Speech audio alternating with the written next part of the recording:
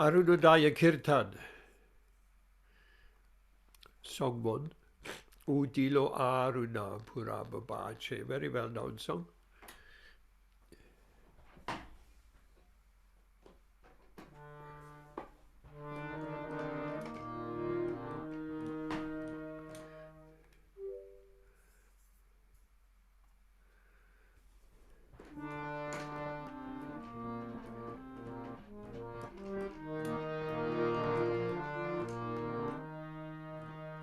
Udilo Aruna Purababache Twichamani Gaura Manichake Pakata Sambuta Loya Sate Gela Nagara Brache Tatai Tatai Bachaluko Gada gada dai chachiraro Prime dalla sondara anga Charanenu purabache Tatai tatai bajanuko Gada gada dai chachiraro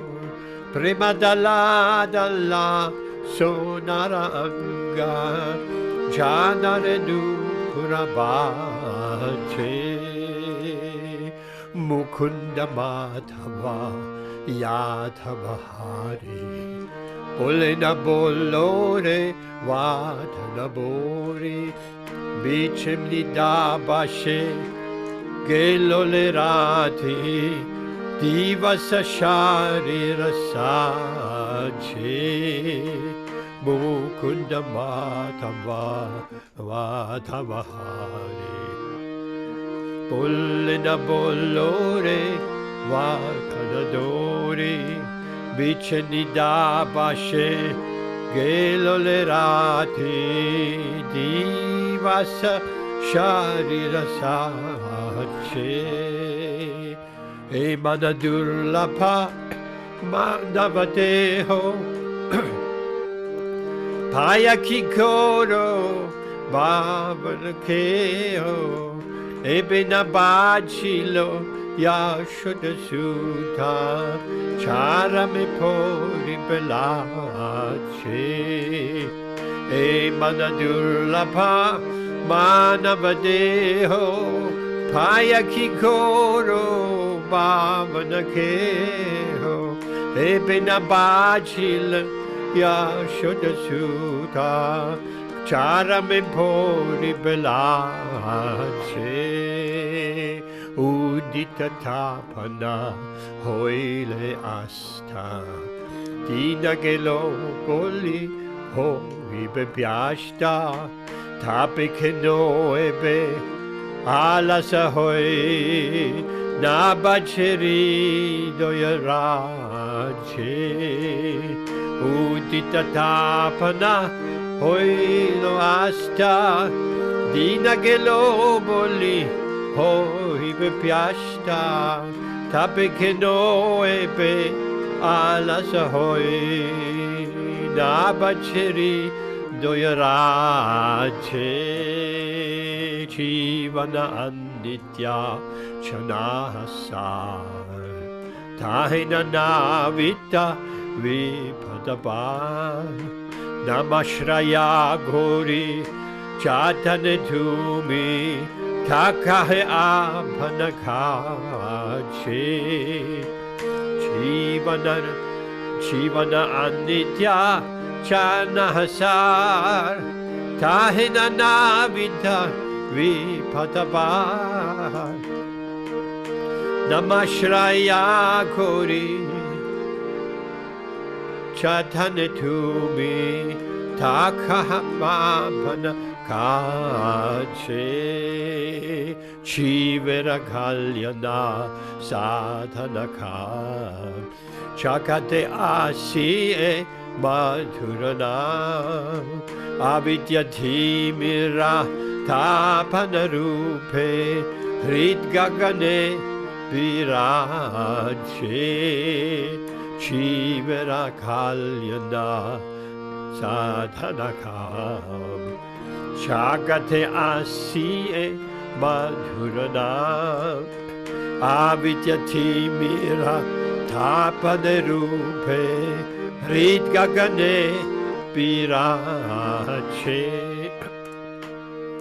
Krishna namashuta Koriyapan Shuraho Bhakati Vinodapran Namabina Kichu Naiko Ara Chautabuvanamachi Krishna Namashuta Koriyapan Shuraho Bhakati Vinodapran Namabina Kichu Nahiko Aro Chautabuvanamachi Hare Krishna Krishna Krishna Hare Hare Hare Rama Rama Rama Hare Hare Hare Krishna Krishna Krishna Hare Hare Hare Rama Rama Rama Hare Hare Jaya Prabhupada Jaya Prabhupada Jaya Prabhupada Jaya Prabhupada Jaya Prabhupada Jaya Prabhupada Jaya Guru Deva Jaya Guru Deva Jaya Guru Deva Jaya Guru Deva Jaya Guru Deva Jaya Guru Deva Jaya Nitai Satchishundar Nitai Satchishundar Nitai Satchishundar Jaya Nitai Satchishundar Jaya Nitai Satchishundar Nitai Satchishundar Nitai Satchishundar Jaya Nitai Satchishundar Jaya Giri Govardhan Jaya Giri Govardhan Jaya Giri Govardhan Giri Govardhan Jaya Giri Govardhan Jaya Giri Govardhan Jaya Giri Govardhan Jaya Giri Govardhan Jaya Sita Ram Lakshman Hanuman Jaya Sita Ram Lakshman Hanuman Sita Ram Lakshman Hanuman Jaya Sita Ram Lakshman Hanuman Rakupati Kavarachara Padita Pavana Sitaram Raghupati Raghavarachara Padita Pavana Sitaram Jaya Sitaram Sitaram Jaya Sitaram Jaya Sitaram Sitaram Sitaram Jaya Sitaram Jaya Sitaram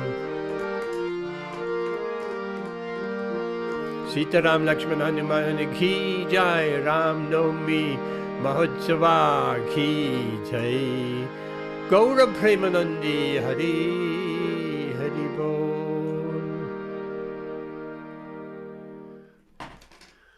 Hare Krishna. Welcome, Amritarate, Mataji, Prakash, and Swadash. Welcome. We have a beautiful translation of the Udilo Aruna. Who wants to read it? Who wants to give us a reading of the translation?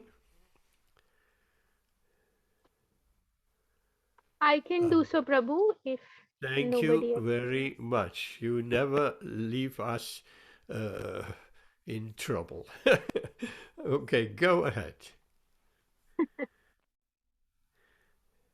All right, Prabhuji. When the rising sun appeared in the east, the jewel of the twice born Lord Gaur Sundar awakened, and his devotees with him. He went all over the countryside, towns, and villages. Isn't that a beautiful song? You know which song that Yes, is? Prabhu. Udilo The Aruna. one, the, okay, yes. Yes, okay, go on. The mridangas resounded thigh, and the jhanjha, large metal kartals that look like small cymbals, in that Kirtan played in time. Lord Gauranga's golden form slightly trembled in ecstatic love of Godhead, and his footbells jingled. Okay, I want to ask you, chancha, is that a common term in Bengali? That obviously must be Bengali because Bhaktivinoda is writing that song. Chancha, that are the wampus, isn't it? We sometimes call them wampus, these big Yes, kartals. yes, Prabhuji, like, yes, yes, these are very, very big. Yes, Chancha, jhanjha. very nice name, Yes, very Prabhu. nice. Okay, and let's go on. All the devotees chanted the names Mukunda, Madhava, Yadava, and Hari, their mouths being filled with the vibrations.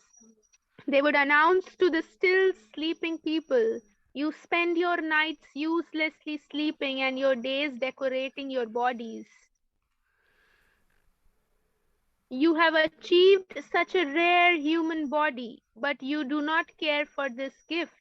You remain not serving the darling of Yashoda and slowly fall through your last moments to death. With every rising and setting of the sun, a day passes and is lost. Then why do you remain idle and not serve the Lord of the heart? This temporary life is full of various miseries. Take shelter of the holy name as your only business. To penetrate the darkness of ignorance and bless everyone's heart, the holy name has risen like the shining sun. Drink the pure nectar of the holy name of Krishna. There is nothing but the name to be had in the 14 worlds. It has filled the soul of Srila Bhaktivinoda Thakur. Hare Krishna. Thank you so much, Amrita Radhe Mataji. And here we are today, and we want to welcome you and Prakash and Swadash. May I just introduce Swadash? Uh, he has welcomed Jayanti Bai as well. Swadash has recently approached me. He wants to get his son into the Krishna Avanti school in Leicester. Now, uh, he wants, he has asked for a recommendation. On that recommendation, they didn't approve a recommendation from the Hindu Mandir in Leicester. So it should be a Hare Krishna temple who gives this recommendation. And the stipulation is one must be a practicing Hindu to get into the Krishna Avanti Gurukula school. Now, Swadash, how are you tonight? Yeah, fine, thank you. Sorry, my husband go to work, so I'm his wife. Oh, he's not here. You. What is your name? My name is Bhumi. Say that Bhumi. again. Bhumi. Sumi. Bhumi. Bhumi. Tumi. Tumi with a T. No. T-U-M-I. B-H-U-M-I. B-H-U-M-I. T-H-M-I. B. No. B-H-U. Bhumi. Bhumi, yeah, Bhumi, yeah. Bhumi like Mother Earth. Yeah. Bhumi. Okay, very nice, Bhumi. You speak very well English. Thank you for being here. And Swadash cannot be here tonight. Okay. Now, are you practicing Hindu? Yeah, I'm Hindu. Yeah. What you practicing? So I do every Prarthana, Kirtan, like bhajan. Kirtan? Kirtan, like Krishna Kirtan. Do you know? Is Yeah. Raghupati Raghav Rajaram. Oh, very nice. Yeah. Raghupati Raghava Rajaram. Yeah. Yes, tomorrow is Ram Navami, so we'll have a little bit of talking about Lord Ramachandra tonight. Okay, that is very nice, sir. Yeah. And are you by any chance chanting Hare Krishna Mahamantra? Sorry? Are you chanting Hare Krishna mantra? No. That would be a good thing to start, Hare Krishna mantra. Yeah. Anyway, Yeah. if you're not, in that sense, you're not fully practicing, it doesn't matter, because we teach you here. That's why we're here, to teach you how to be a fully practicing Hindu. Are you reading Bhagavad Gita? Yeah, half I read Bhagavad Gita, half here. Which Bhagavad Gita do you have at home? I read, but I can't understand more. That just I read. What is it called? Bhagavad Gita as it is? Yeah, Bhagavad Gita. Yeah. As it is? Yeah. By A.C. Bhaktivedanta Swami Prabhupada? I have Bhagavad Gita. Just 1 minute. Is it by Srila Prabhupada? Just 1 minute.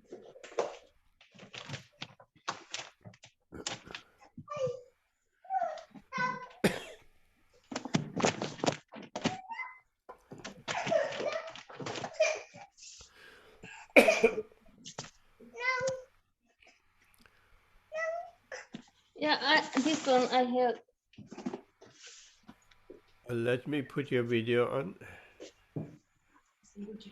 It's Gujarati? Yes, that is looks like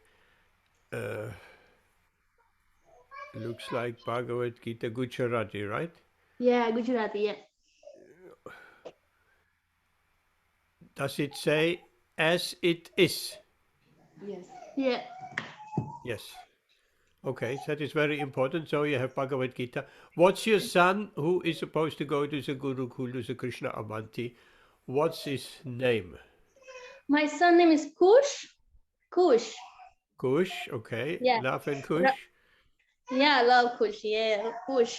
Okay. That is very nice. Yeah, And thank you. how old is he now? Now this 8th of May, 3-year-old. Okay. He's here. He's here. Say hello. Okay, Hare Sorry, Krishna. his son. Okay, we'll speak more at a later stage. And is Swadash joining us tonight, coming later or not at all? Just 1 minute. He's come. Yeah, he's coming. Sir, he's coming. Okay, so, okay, thank you very much. Let's start off our program. Hare Krishna.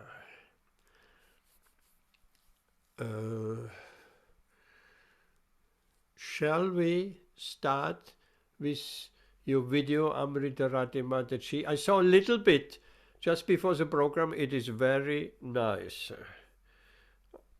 Very nice you put together the drama.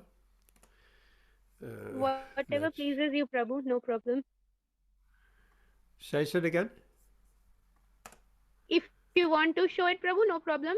Of course, whatever pleases you. Whatever pleases Krishna and the devotees, that we will do. Of course, Hare Krishna. And let's share that screen.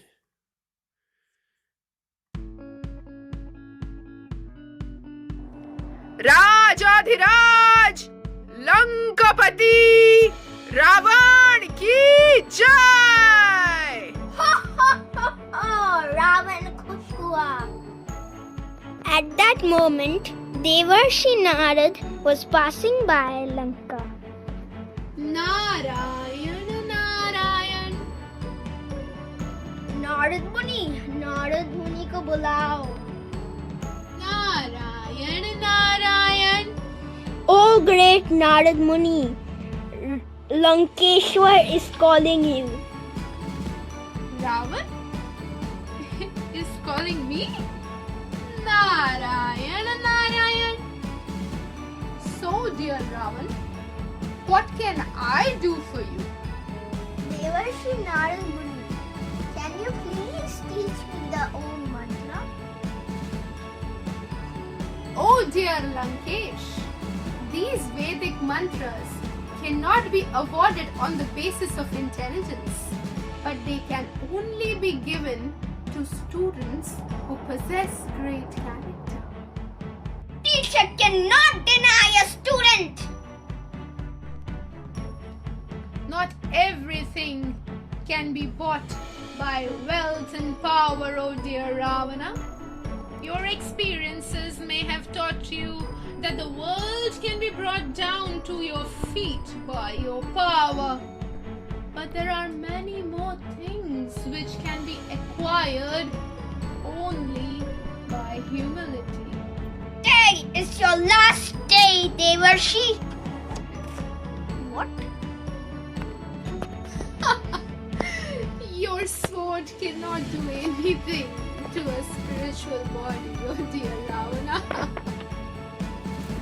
Please tell me, how can I get spiritual body? You simply need to chant the holy names of Lord Vishnu to get a spiritual body, dear Ravan. I will never chant the names of Vishnu. I will find another way to be immortal. Happy Ram Navami! On Ram Navami, Sri Ram appeared to kill the arrogant Ravana, and in this age, the holy name of Ram has appeared to kill the arrogance within us. Isn't that beautiful? That is absolutely beautiful. You are a very talented family, I have to say. You have come up with the second play now, and it's getting better and better and better. That's absolutely beautiful. Thank you so much. And technically, you have done also very well, and some background music and everything is there. Where did you get that script from? Prabhuji, there is a book by Shubha Vilas Prabhu. He has rewritten Ramayan after doing many research from many versions of Ramayan. So this is one story that we read from that book. So it's a bona fide story from Ramayan about Valmiki arrogance Ramayan, right? Yes, Valmiki Ramayan, yes. He has also Very studied nice. South Indian Ramayan also, like Shubha Vilas Prabhu. So Yeah. he has rewritten it in English. So it can be from other Ramayan also, maybe South Indian or Kalidas's Ramayan. I'm not sure of that, but he has compiled and rewritten nicely in a very devotional way, bringing out devotional lessons from Ramayan. Very, very nice. Nice script, nice acting. You are acting nicely, and Padma Padmanabh, is my also son. acting. What's the other son's name? Padmanabh. Yeah, that I know, but he was. Oh, right. Yeah, I thought it was his brother because he was changed completely. Hare No, Krishna. it's Padmanabh. Change a dress to take off the mustache, and it looks like, another person. You have 3 persons in the script. Hare Krishna. Very nice. Padmanabh Prabhu Ki Jai. Very nice. Okay. Let's move on. Are you showing Amrita Radhe Mataji? Are you showing that in your class with Siti Lalsa Mataji? No, I'm giving it to her. We created the video for Mataji to share it on her social media. Yeah. So, as a service, we created. Very nice. It's not that easy. There has quite some energy gone into that. It's not just a 5-minute production. Huh? It looks more like a 5-hour production. Am I right? Yes, not 5 hours, but it did take us like, I think, 3 hours. Yes. But yes, all of yes. us were involved. My mother-in-law was also involved. So it was a good. What did she do? What was she her was the role? one- she was shooting the play. Yes, she was shooting the video. Yes, Prabhuji. So, and dressing up and, Yes. it's like that. All of us. How did you manage the music, the background music? Was it on a tape recorder? No, Prabhuji, video editor.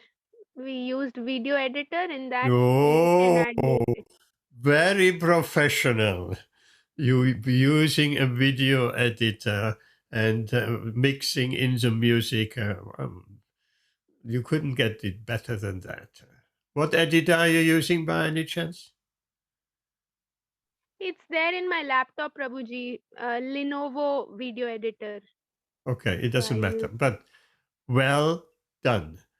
We are expecting some more dramas from you over the weeks and months to come.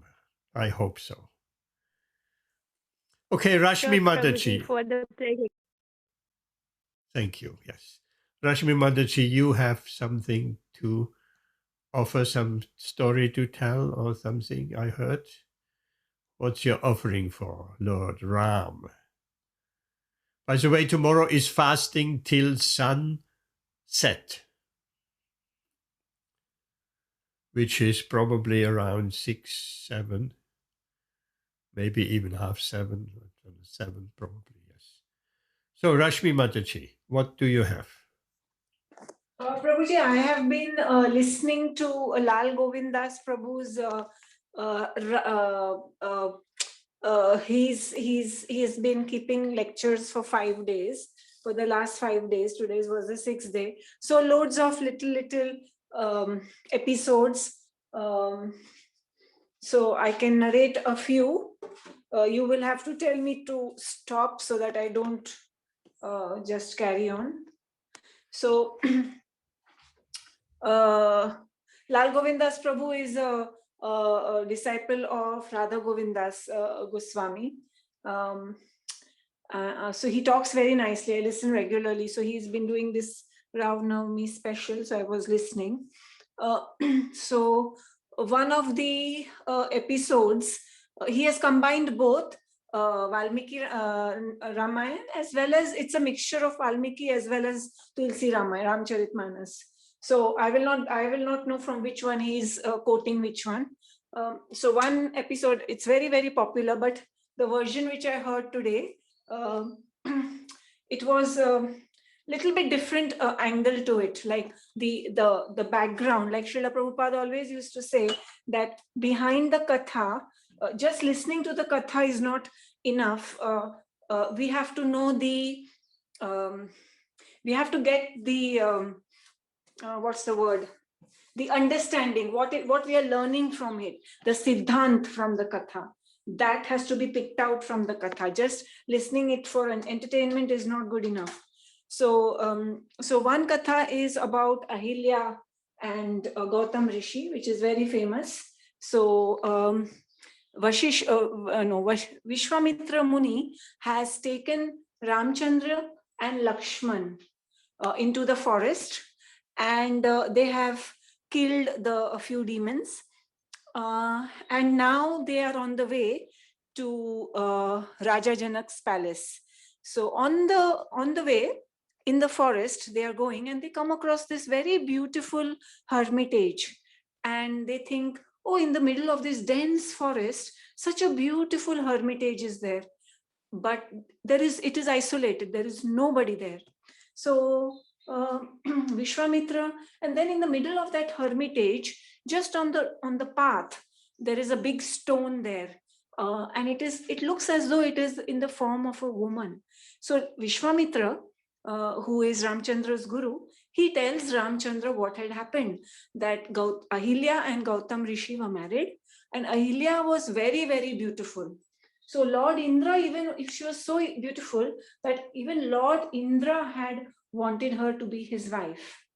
So one day, this Lord Indra, he made a crafty plan. So Gautam Rishi's schedule was that when the cock crowed in the morning, he would go into to have his bath in the river and start the morning program, whatever his duties were.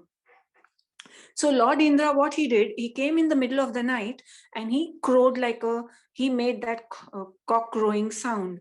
And Vishwamitra thought that this is early morning and then Brahma Muhurat, and so he went off to the river. Now, Lord Indra, in the meantime, took the disguise of Gautam Rishi, and he came and he spent time with Ahilya Mata. So, and then what happens is, Gautam Rishi returns, and this is just at the crack of dawn, and he sees somebody leaving. Now, he's seeing somebody leaving when he's just entering, and he wonders what is going on. He's a bit confused that the cock crowed so early, but actually the dawn is happening now after such a long time. Actually, this is Brahma Muhurat. So he couldn't understand what's going on. So he goes inside and he asks Ahilya Mata that who was that person leaving the hut, the hermitage just now. And she's also shocked because he has just left. According to her, Gautam Rishi has just left, and now Gautam Rishi is coming back and he's asking her. So she's also stunned and almost frightened by what has happened.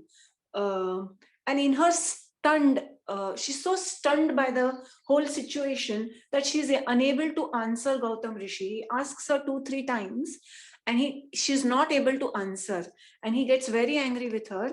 And so he curses her. He says, because you're standing like a stone and not able to answer me, you will become a stone. And then he leaves. He leaves her and he goes away. Ahilya Mata is so great that she accepts that curse. So she goes and she becomes a stone. This is all Vishwamitra telling Ram. And then Ram says, Vishwamitra tells Ram that there was no fault of hers. Because of some misunderstanding, she has been cursed. So now you go and help her. So Ramchandra asks Vishwamitra, how can I help her? She is a stone. How can we release her from the curse? She has become a stone. So Vishwamitra Muni laughs and he tells Ram that you just go towards her. And then, of course, Ramchandra is walking towards Ahilya. And he just gently touches his toe on the stone. And as soon as he does that, Ahilya Mata the stone becomes Ahilya Mata again. And Ahilya Mata then does a stuti. She does prayers for Lord Ram. And they're very beautiful prayers in which she is telling Lord Ram that actually I was cursed by my husband, Gautam Rishi. But actually this curse has now turned a boon to me. Because had he not cursed me, then you would not have touched me by your lotus feet.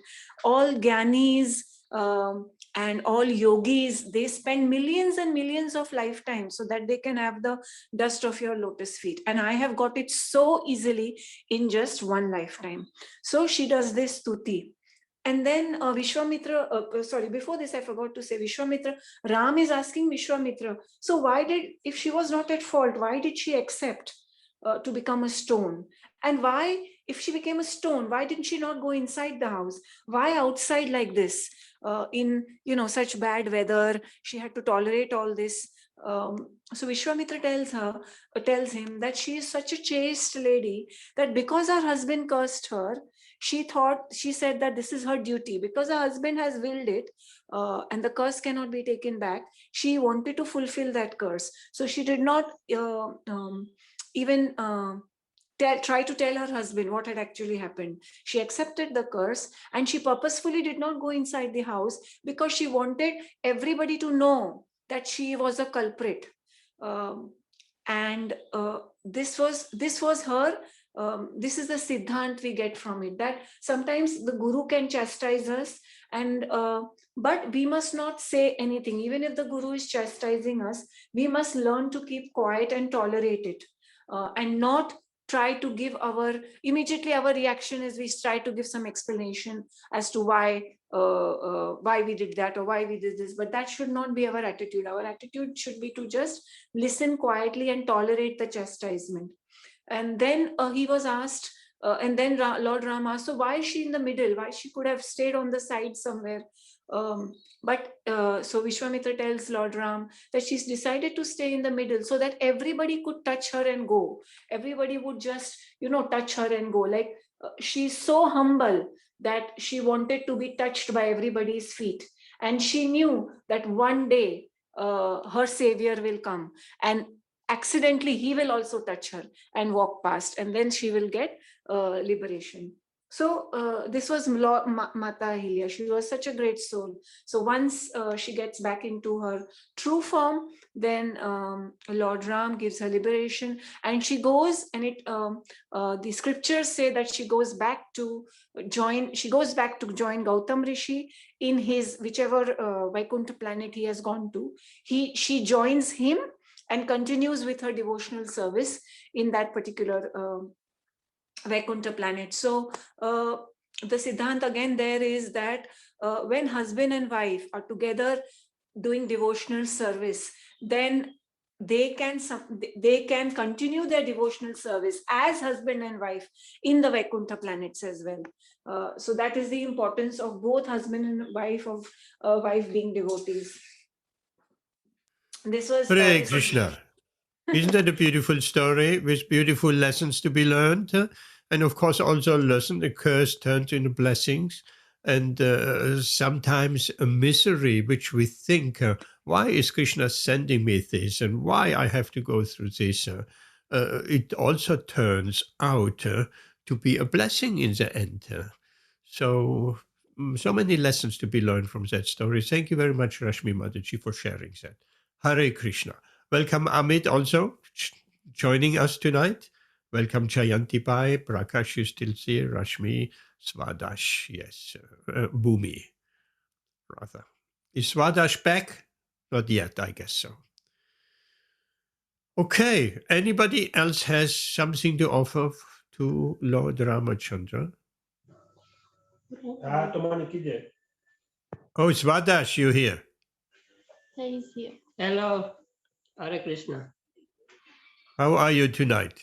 Yeah, I am very well. Thank you. How are you? All right? Yes, thank you very well. We have a beautiful program tonight about Lord Ram and Śrīmad-Bhāgavatam reading, and we'll talk a little bit later. So be ready with your microphone. We'll switch it off now, but we will be back to you. Yeah. Okay, definitely. Sure. Yeah. Thank you. Okay, Hare Krishna. All right.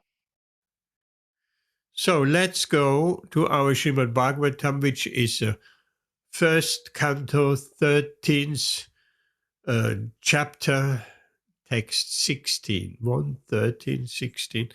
Let me see if I can bring that up. 1, 13, 16. Yes, we're here. Let's copy that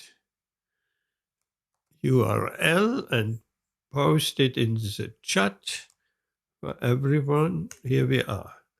1, 13, 16. You go to your chat and you click on the link and you can see the beautiful verse. Okay, everybody has that? Om Namo Bhagavate Vasudevaya. Om Namo Bhagavate Vasudevaya. Om Namo Bhagavate Vasudevaya. Yudhishthiro labdha rajyo Trishtva pautram kulandaram Pratribir lokapalabhair Mumute bharaya shriya.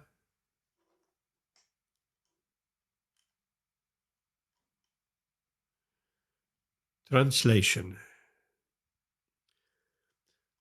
Having won his kingdom and observed the birth of one grandson competent to continue the noble tradition of his family, Maharaj Yudhishthira reigned peacefully and enjoyed uncommon opulence in cooperation with his younger brothers, who were all expert administrators to the common people. Purport. By His Divine Grace, A.C. Bhaktivedanta Swami Srila Prabhupada Ki Jai.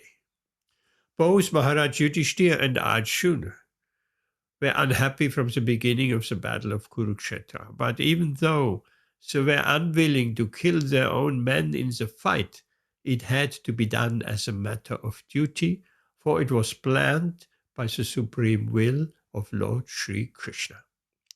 After the battle, Maharaj Yudhishthira was unhappy over such mass killing of human beings and animals. Practically, there was none to continue the Kuru dynasty after them, the Pandavas. The only remaining hope was a child in the womb of his daughter-in-law Uttara, and he was also attacked by Ashwatam, but by the grace of the Lord, the child was saved. So after the settlement of all disturbing conditions and re-establishment of the peaceful order of the state, and after seeing the surviving child, Parikshit, well satisfied, Maharaj Yudhishthira felt some relief as a human being. Also, he had very little attraction for material happiness, which is always illusory and temporary. Yes, nice verse.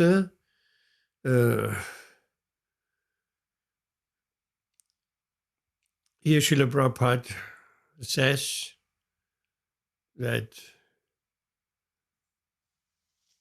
the illusory, the material energy is always illusory and temporary.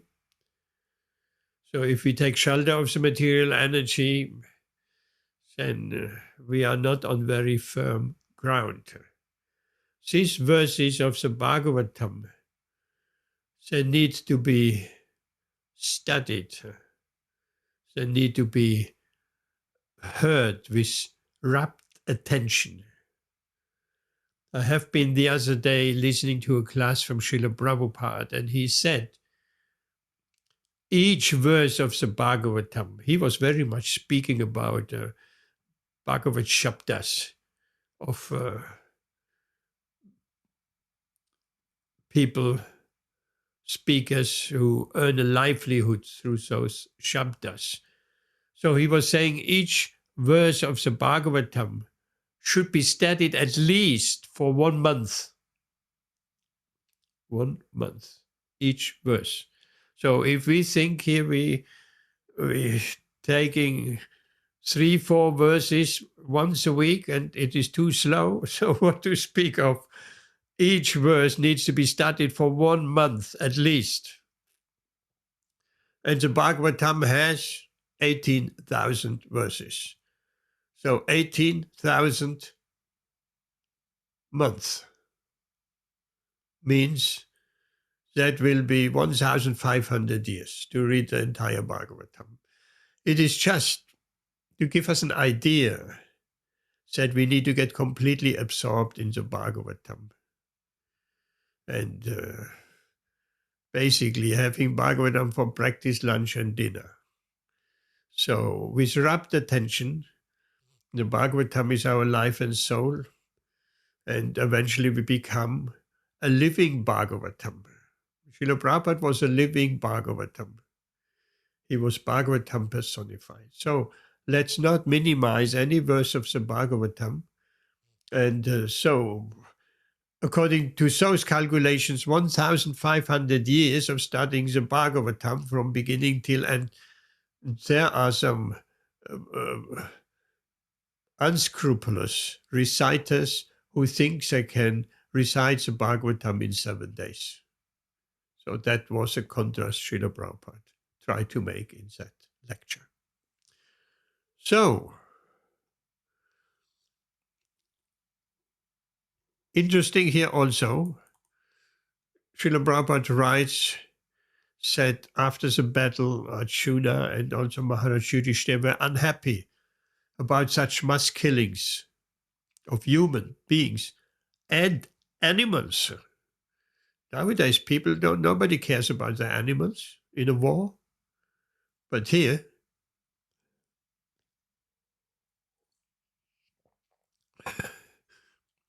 Srila Prabhupada writes that Maharaj Yudhishthira was also concerned about the animals killed on the battlefield.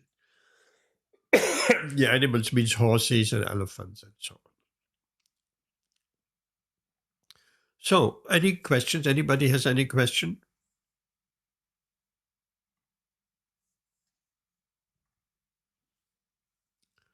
To this particular verse? If not, we're moving on. And the next verse, anyone who wants Prakash, you have to go. Thank you very much for being here and even always on time and even a few minutes before the time. Thank you. Sleep well and chant Hare Krishna. Hare Krishna. So who wants to read our next shloka? Volunteers? As you can hear my voice, I'm just blocked up, so my voice is not very clear. Read, Prabhuji. I can Yes, read. go ahead, Rashmi, please. Yes. Can you? I don't have my book today. Can you share the thing, the screen? I will share the screen. Yes. Here we go. Text 17. Prabhuji, I can't see text 17. Oh, 17. Yes, here we are.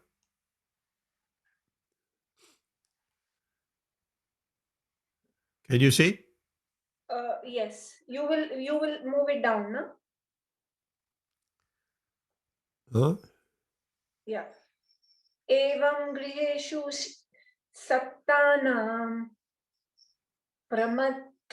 pramattanam tad ihaya atyakramad avigyatah kala parama dustarah.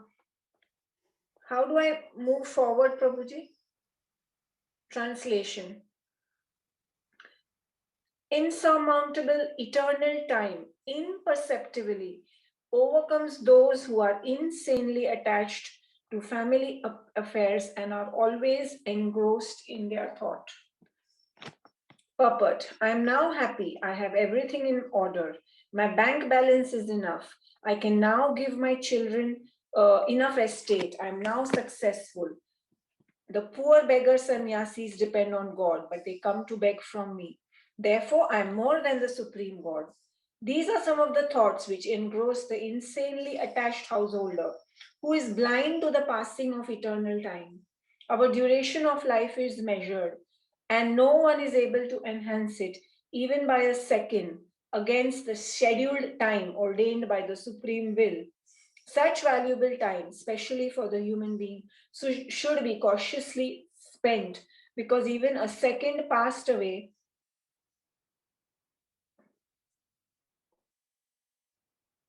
imperceptibly cannot be replaced, even in exchange for thousands of gold coins amassed by hard labor. Every second of human life is meant for making an ultimate solution to the problems of life, that is, repetition of birth and death, and revolving in the cycle of 8.4 million different species of life. The material body, which is subject to birth and death, disease and old age, is the cause of all sufferings of the living being. Otherwise, the living being is eternal. He is never born, nor does he ever die. Foolish persons forget this problem. They do not know at all how to solve the problems of life, but become engrossed in temporary family affairs, not knowing that eternal time is passing away imperceptibly, and that their measured duration of life is diminishing every second without any solution to the big problem, namely repetition of birth, death, disease, and old age. This is called illusion. But such an illusion cannot work on one who is awake in the devotional service of the Lord. Yudhishthir Maharaj and his brothers, the Pandavas, were all engaged in the service of the Lord Shri Krishna, and they had very little attraction for the illusory happiness of this material world. As we have discussed previously, Maharaj Yudhishthir was fixed in the service of Lord Mukunda, the Lord who can award salvation. And therefore, he had no attraction for even comforts of life as are available in the kingdom of heaven. Because even the happiness obtained on the planet Brahmalok is also temporary and illusory.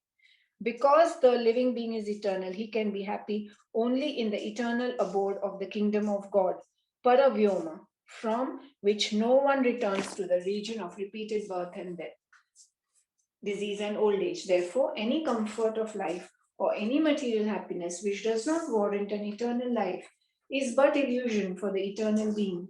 One who factually understands this is learned, and such a learned person can sacrifice any amount of material happiness to achieve the desired goal known as Brahma Sukham. Brahma Sukham, or absolute happiness.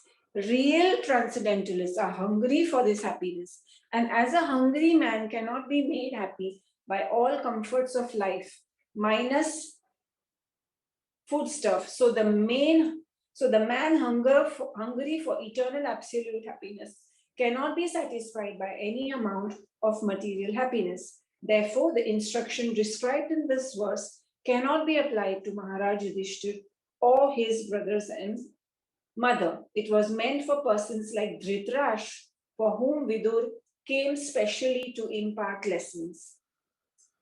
Thank you very much, Rashmi Mataji. Can you say a few words? Prabhuji, just show me the translation again. Just can you go back to the translation? Yes, we can. It is eternal time, insurmountable eternal time, imperceptibly overcomes those who are insanely attached to family affairs and always engrossed in their thought. Prabhuji, I cannot remember the Bhagavad Gita verse, but you will have to help, where Krishna says that I am time. So time I am, the destroyer of all the worlds. Yeah, time I am. So Kala. So Kala is time. That's another form of Krishna, which is frightening. So that verse which says that everybody comes to Krishna, everyone follows Krishna's path in all respects. So even the atheist, even if he does not believe in Krishna, he does not believe in God, or the people who take part in all sorts of sinful activities, ultimately they will have to face Krishna anyways in the form of time. And how material nature is arranged, how beautifully material nature has arranged everything. So we may get away with everything. We may have the most comforts, we may be very materially happy, good family life, good education, good health, everything. But we may even have the best of health. We may not have any disease in our life, but death we cannot escape. So it has all been perfectly arranged by material nature. Death we will all have to face. If we have taken birth, we will have to die. But we forget this in our family life, especially grihasthas. I will try to correlate with today's verse from Bhagavad Gita. We were studying the 6th chapter, the 4th or 5th verse it was. where Srila Prabhupada in his purport, he is telling us, he was explaining that this attachment, this attachment to our family life, where does all this come from? So it comes from material desires. So the impetus for existence is material desires. This material desires is the cause by which a living entity takes birth in this material world. And this living entity then has so much material desires, and to fulfill those material desires, there is sense gratification. He's always after sense gratification. So the material desires is the root cause. So either he is doing things to satisfy himself or doing things to satisfy his family. And sometimes we think that we are doing our duty towards the family, and we have to do that duty because that is our prarabdha. And Mataji explained very nicely today that we have this attachment to family life and the things which we do, we work hard, etc., labor hard for this family life. Yes, we have to do that duty, but where did that duty come from? That duty is our prarabdha. It came from our material desires. So in this lifetime, as we are reading the Bhagavad Gita, as we are reading the Bhagavatam, whilst we are doing our duty towards whatever our duty may be, which prarabdha has given us. For example, for the grihastha, his duty is to look after his family. He has to work, he has to feed his family, etc., etc. So whilst he is doing that duty, he now has to purify himself so that he no longer gets put into the same situation again. Otherwise, again and again, we will just have to keep on taking birth, because we will keep on satisfying our family, working hard. We will keep on accumulating new material desires, and then we will die. So whilst we are we are remaining in family life, and we have to do our duty because that should be done, we have to also look at our advancing. Just doing varnashram dharma is not going to be enough. We have to progress in our spiritual life, so that these material desires, the impetus for material desires goes away. So then we will no longer have to be put into this situation again in our next life, and there will be no further duty. So this time factor is so important that we forget, whilst working so hard for our family and for ourselves to satisfy our desires, we are losing this human form of life. And other than devotional service, other than trying to advance in our love for Krishna, everything else is shram eva hi kevalam. So this is what I learned in today's class. Oh, I like that. Shramam eva hi kevalam. Just useless labor. That Srila Prabhupada's quoting said all the time, Shramam eva hi kevalam. Useless work of labor without getting anywhere. Thank you. That was a beautiful class on that verse. There was plenty there, but I mean, you did very well explaining that. Thank you very much. And your hearing, obviously, very nice hearing from Siti Lalsa Mataji and the group that comes in very helpful. Thank you so much, and thank you to Siti Lalsa Mataji. Tell her that. Thank you so much. That it really enhances our gathering here for everyone's benefit. Here is a verse you were looking for. The Supreme Personality of Godhead said, "Time I am the destroyer of the worlds, and I have come here to destroy all people.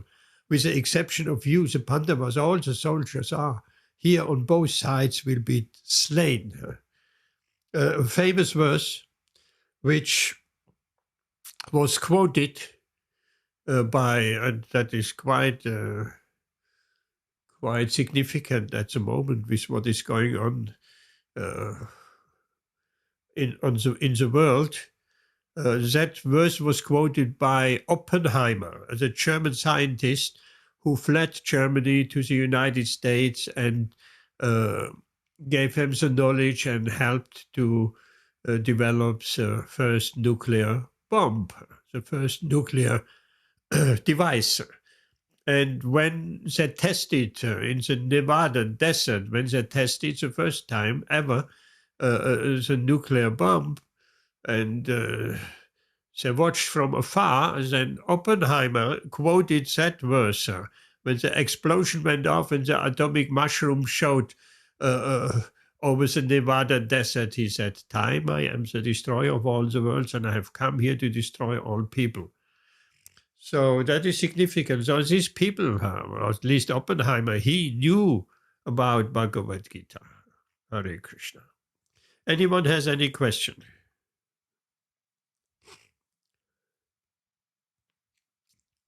Any question?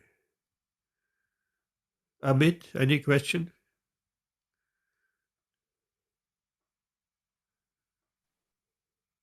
No, probably no question.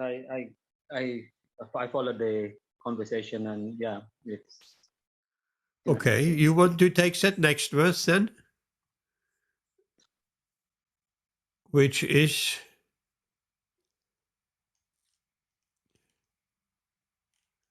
18. What do you think? Yeah. 1 minute. I'm just Okay. going to it. Can you hear me? Okay. Yes, very nice. Good quality audio.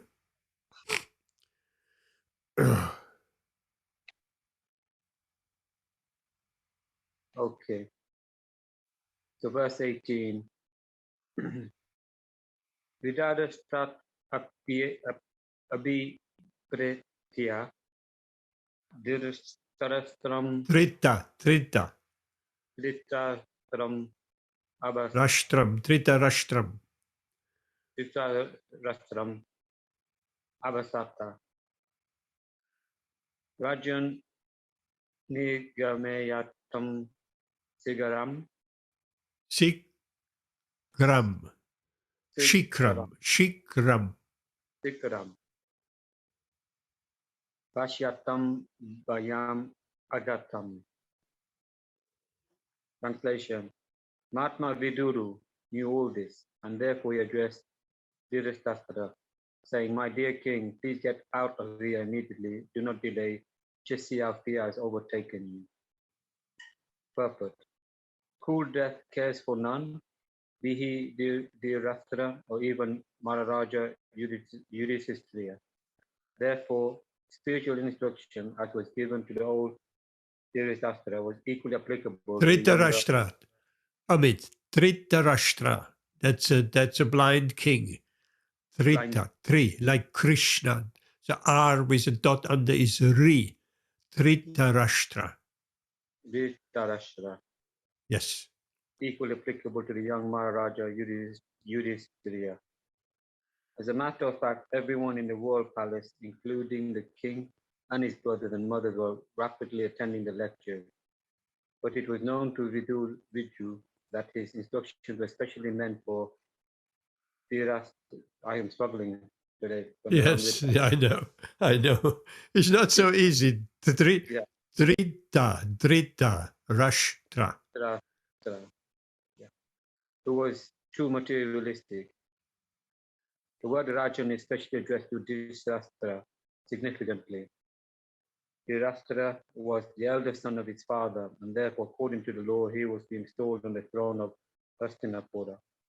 But because he was blind from birth, he was disqualified from his rightful claim. But he could not forget the bereavement, and his disappointment was somewhat compensated by the death of Pandu, his younger brother. His younger brother left behind him some minor children, and Dhritarashtra became the natural guardian of them. But at heart, he wanted to become the factual king and hand the kingdom over to his own son, headed by Duryodhana. With all his imperial ambition, Dhritarashtra wanted to become a king, and he contrived all sorts of intrigue in his consultation with his brother-in-law, Shakuni. But everything failed by the will of the Lord, and at the last stage, even after losing everything, men and money, he wanted to remain as king, being the eldest uncle of Maharaja Yudhishthira. Maharaja Yudhishthira, as a matter of duty, maintained Dhritarashtra in a royal honor, Dhritarashtra was happily passing away his numbered days in the illusion of being the king or royal uncle of King Yudhishthira. Vidura, as saint and the duty-bound affectionate youngest brother of Dhritarashtra, wanted to awaken Dhritarashtra from his slumber of disease and old age. Viduru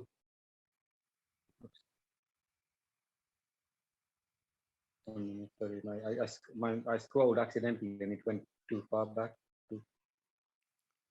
Okay. Viduru therefore sarcastically addressed Dhritarashtra as the king, which he was actually not. Everyone is a servant of eternal time, and therefore no one can be king in the material world. King means the person who can order. A celebrated English king wanted to order time and tide, but the time and tide refused to obey his order. Therefore, one is false king in the material world, and Dhritarashtra was particularly reminded of his false position and of the factual, fearful happenings which had already approached him at the time. Vidura asked him to get immediately if he wanted to be safe in the fearful situation, which was approaching him fast. He did not ask Maharaja Yudhishthira in the way because he knew that the king, like Maharaja Yudhishthira, is aware of all the fearful situation of his flimsy world and would take care of himself in due course, even though Vidura might not be present at that time. Okay, thank you. What are your thoughts on this?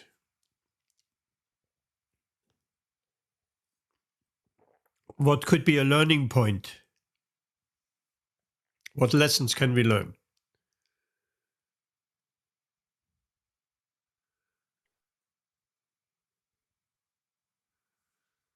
What do you say, Amit? I'm just trying to digest it, I'll be honest with you. Prabhu. It's a different kind of learning, a different paragraph, or a different verse altogether. I'm just trying to digest it myself. Yep, it's not that easy to digest it. We're reading and we're saying the words, but we to understand it and digest it. Yes. I mean, in a nutshell, he's talking about false kings, people who think they're kings, but they're not really kings. They talked about the English king that wanted to order time and tide, but the time and tide refused. So he thought that he could control time and tide. And I think false king in the material world. So I think they was warning him to say that you may be, asking for too much here.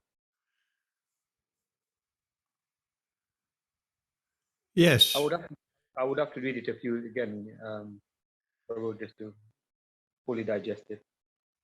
Okay, thank you. It all comes down. We are not the controller.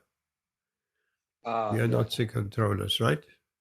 Mm-hmm. Everybody thinks himself to be a controller. We are some small controllers in our small little bubble of family, of community, and even country and state.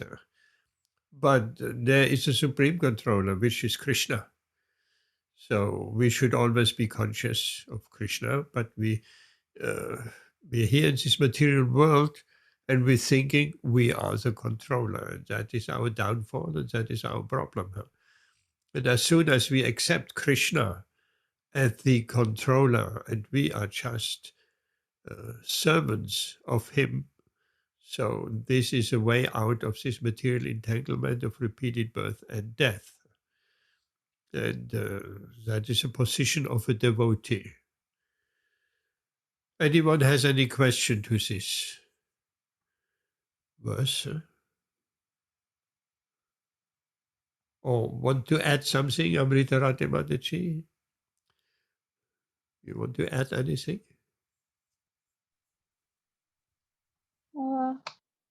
No, Prabhuji, nothing in particular.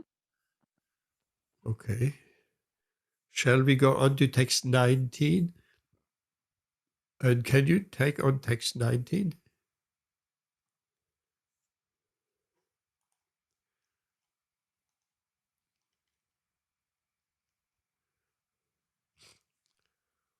Okay, Prabhuji. Am I audible, Prabhu? Because my network is a bit weak. Am I audible? I beg your pardon? Text 19. Hare Krishna. Am I audible, Prabhuji? Yes, Am I we can audible? hear you. Yes, you're audible. Sorry. Yes, you are. Pratikriya na yasyeha kutaschit karhichit Prabhu. Thank you. Sa esha bhagavan kala sarvesham na samagata. Translation and purport by Srila Prabhupada.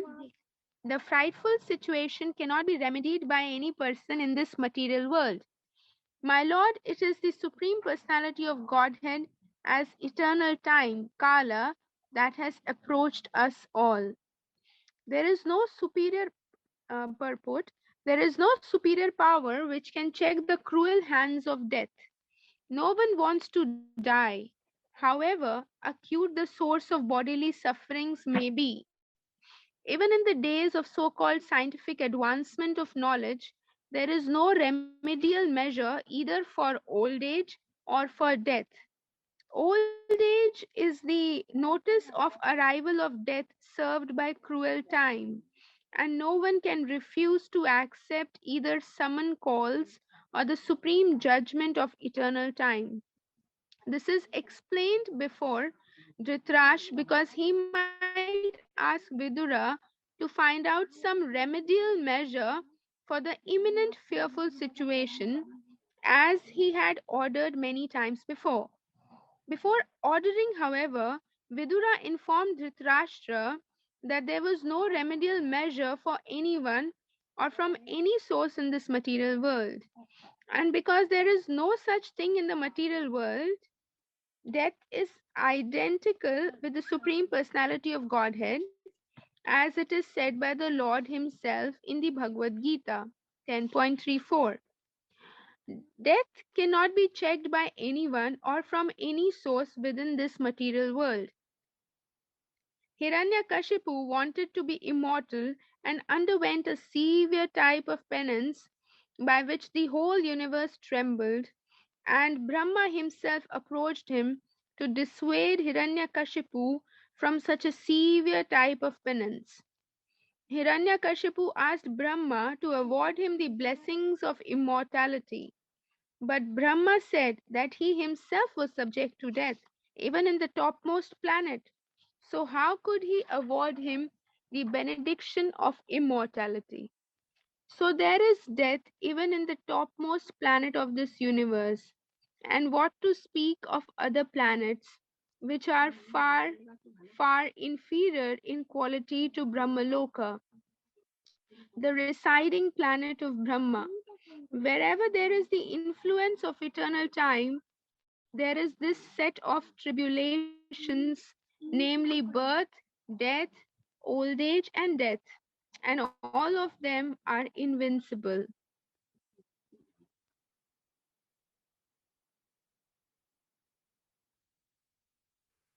Thank you, Amrita Rati Mataji. You want to say a few words about this shloka? Yes, Prabhuji.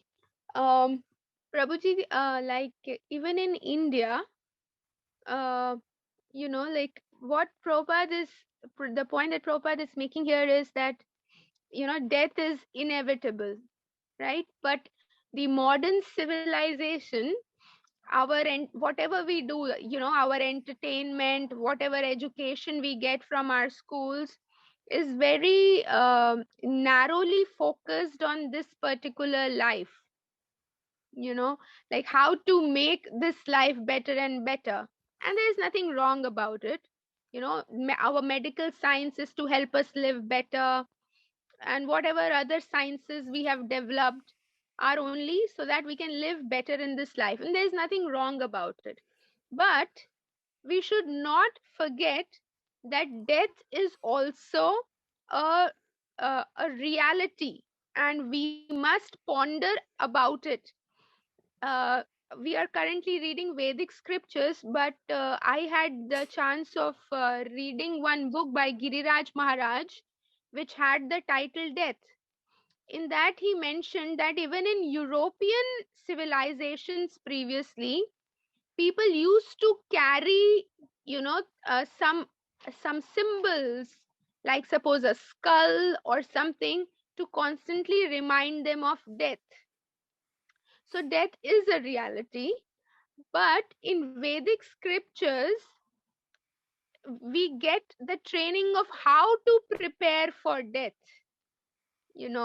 because death seems so fearful. Everything that you have worked hard for will be taken away. Your family, your property, your money, everything will be taken away.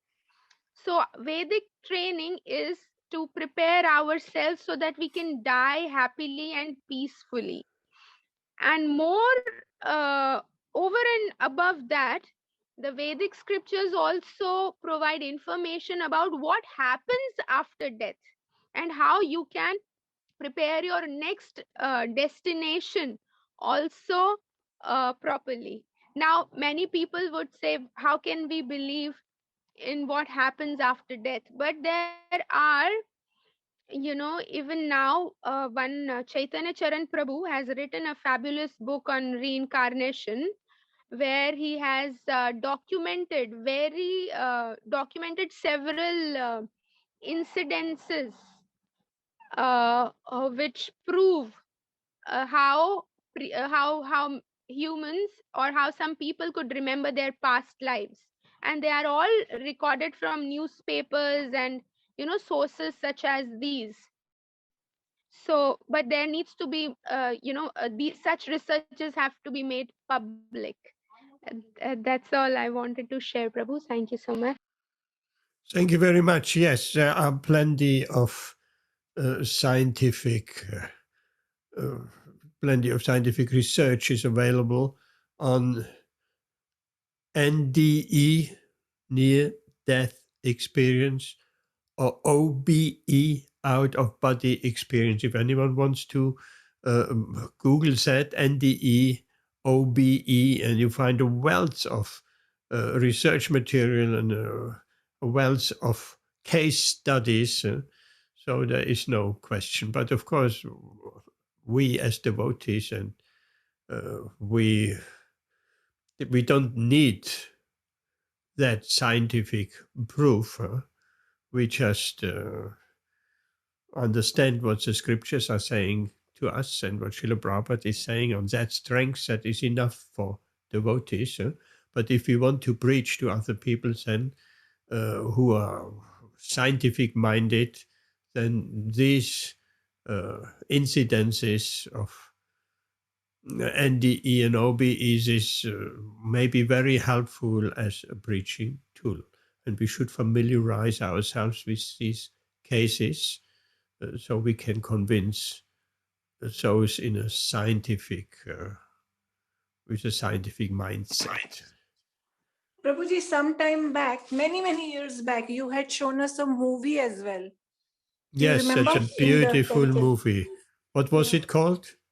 I can't remember. It was so long ago. It was a very nice, very old English, I think American movie it was. Anyone, Amrita Radhi, you might know that. Famous movie about a girl who was afraid of fire, and they couldn't explain it because she had she died in a car which went on fire. So, and she got born in another family after that, and her father researched very much, and he found her actually. And then there was a complication because the family she was born into, they didn't accept reincarnation, and they found it very strange. But he was convinced. It's on my tip of my tongue, the title of the film, but it doesn't matter. So eventually, they were all convinced. And so, yes, that is one in a movie form. And there are many cases like that. Yes. Can someone please tell us, because here we're speaking, Srila Prabhupada speaking about Hiranyakashipu. He did these severe penances. What did he want to achieve, and what blessings did Lord Brahma give to him? Who can tell us?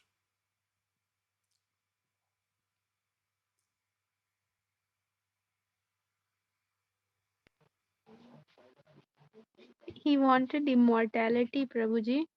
And Yes. so when Brahmaji said that even I am not immortal, how can I award you immortality? So then he thought of taking a smart way out. He said, I don't want to die inside or outside. I don't want to die what is that?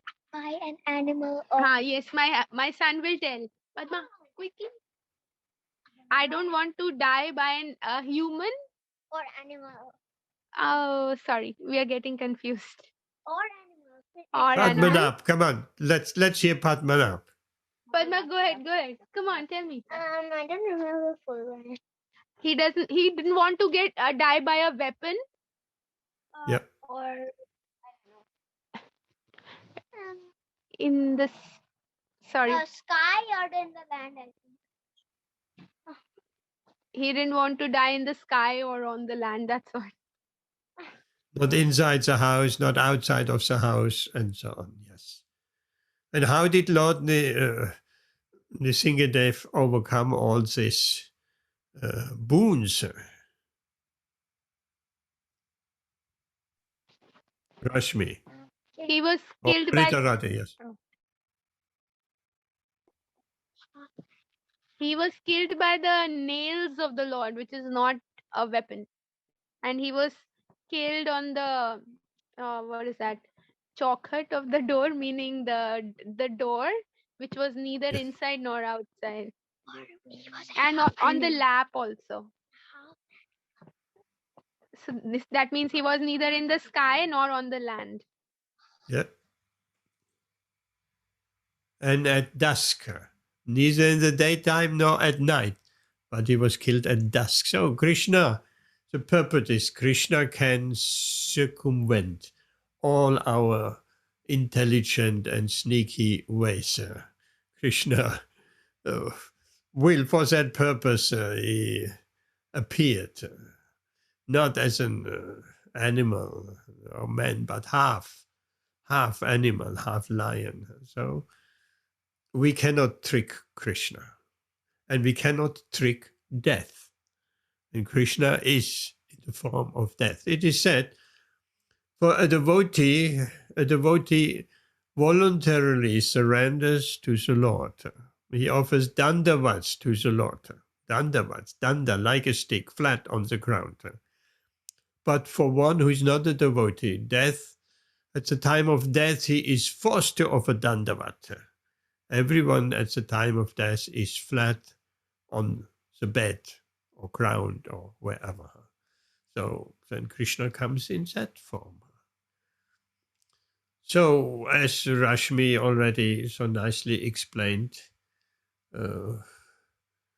we as devotees, sometimes we are accused. You constantly concerned and speaking about death. No, death is the most important gateway. It's a gateway. It's like we're speaking about when Krishna does his medical exam, speaking about examination, interviews, and these are the most important. The medical exam is the most important exam in all his 5 years of training. So our exam is coming at the time of death. So we cannot think enough about death. Doesn't mean we are negative. The whole world, they don't want to speak about death because they are fearful. They're frightened of death. The devotee is not frightened of death. That is Krishna also. That is Krishna. Take us home or put us in a new situation where we can continue our devotional service, whichever way. So a devotee is not frightened of death in the same way as the materialistic person is frightened of death. And as Amrita Rati Mataji, you explained so nicely, at that opportune time, when we're leaving this body, we're flying our own plane. Srila Prabhupada explains like that. We're flying our own plane. No other plane, nobody can help us. When we are there in the air and we're flying that plane and we're running into difficulties, who can help us? Nobody can help us. No other plane can help us. We are there alone. So what will help us? The training on the ground before we fly our own plane. At the time of death, at the time of leaving this body, we're flying our own plane. Nobody, no family, no doctor, no this, no that, no community, no country, nothing, and no one can assist us. But the training is given on the ground before we fly our plane. Then the training is given. And if we are taking to that training, if we are willingly agree of getting trained in Krishna consciousness, and we're taking that training and we're practicing those lessons, then we can fly our own plane with confidence. That is wanted, without fear, with confidence. So that just shows how important that training on the ground is. For the pilot, he gets training in so many different ways. Or the doctor gets in his medical training, he gets so much training. But once he is operating an open heart surgery or whatever, of course nowadays doctors are not alone, they're in a team, but then there is a life of death situation. So his training will help him to be successful. So our training is every time, every session with Siddhi Lalsa Mataji, every Bhagavatam session here, every Bhagavad Gita session on Wednesdays, this is our training. And at home, every reading we do besides Saturdays and Wednesdays, this is our training. And every chanting of Hare Krishna mantra, that is our training, because Krishna says he will reveal within our heart what Krishna is, who Krishna is. And as Srila Prabhupada explains, it's not enough. I know Krishna, or he is the son of Nanda Maharaj and he took birth in the prison of Kamsa. And that is theoretical knowledge. We will really need to understand what and who Krishna is in truth. And if we do that, Krishna says in Bhagavad Gita, then we will go back home. No more body, no more repeated birth and death. We'll go Vaikuntha, we go Goloka after quitting this body. Okay, Hare Krishna. Any more question to this verse, or shall we move on to text 20? Prabhuji, that book, if anybody is interested, they must try and get the book which Amrita Radhe Mataji mentioned, Giriraj Swami's Death, Vedic Perspective, Death, the Final Exam. It's a very beautiful book. I think I still have that, isn't it? No, I took it back from you. You took it back, okay. Yes, beautiful book. Beautiful book. The final exam, very important. We're thinking about that. No day should go by where we don't think about that. Otherwise, we are just in illusory energy and enjoying this material life and forgetting what is the final exam. It's just like Krishna studying for a doctor and, oh yes, and he is enjoying his life and he's not conscious that the final exam comes closer and closer and closer. And as Srila Prabhupada explains, old age is a warning signal. The lights are flashing. Okay, last stage of your life is approaching. When is old age starting? I think last time I said this, I mean, I'm not saying Srila Prabhupada is saying, I'm not saying nothing here out of my own speculation. And Amit was quite shocked to hear.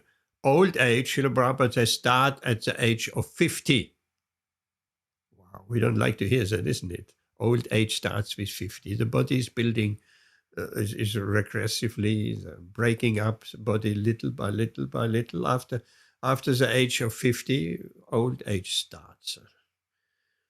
And in so many ways, one can feel that. And these are the warning lamps, and we should take heed of that. Anything else to this verse, text 20? Or shall we move on to text, not 19? Let's move on to text 20. Who wants to take on text 20?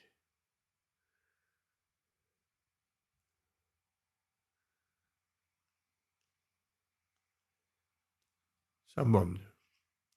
I'm not really very well myself. My sinuses are so blocked that I'm breathing through my mouth and I get dry throat and then I have to cough. And Prabhu, I will read it. Okay, Amit. Text 20. Prabhu, are you okay? What is wrong? I'm just blocked up my sinuses. So what can I do? When I walk, they're getting all cleared up. When I sit down, they're getting blocked up again.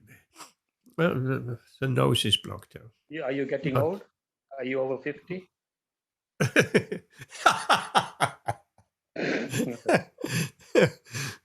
Nice question. Hare Krishna. We are all getting old. Anyway, this is verse 20. Excuse my Sanskrit. I need to learn it. Well, you're saying that since a long time. Yeah, I know, but it's Sanskrit is, if you've grown up with it, I think it's easier, but in the UK we don't. No, not. I never grew up with it. Huh? Nobody grew up with it of us here. Anyway, just give your best. Okay, but I'm getting old now, usually. Yes. Okay. Yene jevapyano panoyam pranaya priya tamere maya apai. Api. Yana English would be English. If you say English, pronunciation would be apai, yes, but that is Sanskrit. Yeah, api. Yana sadio be yetta. Kim yutanya danan tibi. I can't pronounce this. Translation.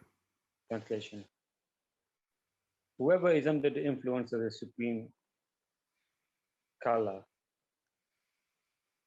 that must surrender his most dear life, and what to speak of others, such as wealth, honor, children, land, and home. Purport. A great Indian scientist, busy in the plan-making business, was suddenly called by invincible eternal time while going to attend a very important meeting of the planning commission. And he had to surrender his life, wife, children, house, land, wealth, etc. During the particular upsurge in India and its division into Pakistan and Hindustan, so many rich and influential Indians had to surrender life, property, and honor due to the influence of time. And there are hundreds and thousands of examples like that all over the world, all over the universe, which are all effects of the influence of time. Therefore, the conclusion is that there is no powerful living being within the universe who can overcome the influence of time. Most poets have written verses lamenting the influence of time. Many devastations have taken place over the universes due to the influence of time, and no one can check them by any means.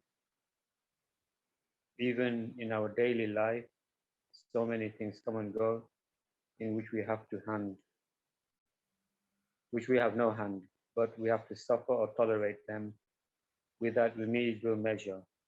This is the result of time. Thank you, Amit.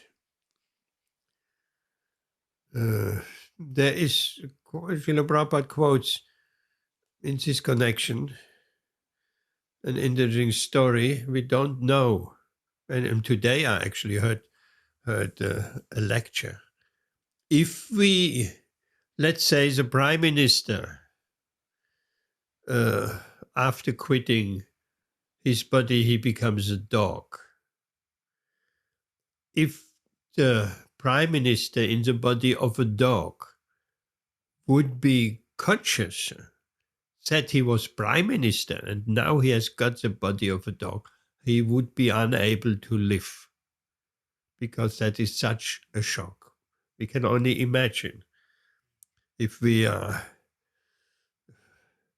in a body of a dog and we suddenly become conscious that we were the Prime Minister or any important personality or leader of a country or even just a normal human being. It will be such a shock which would not allow us to live, actually. To be suddenly confined into the body of a dog. It's explained in the Śrīmad-Bhāgavatam that the living entity who degrades himself to be destined an animal body, he will,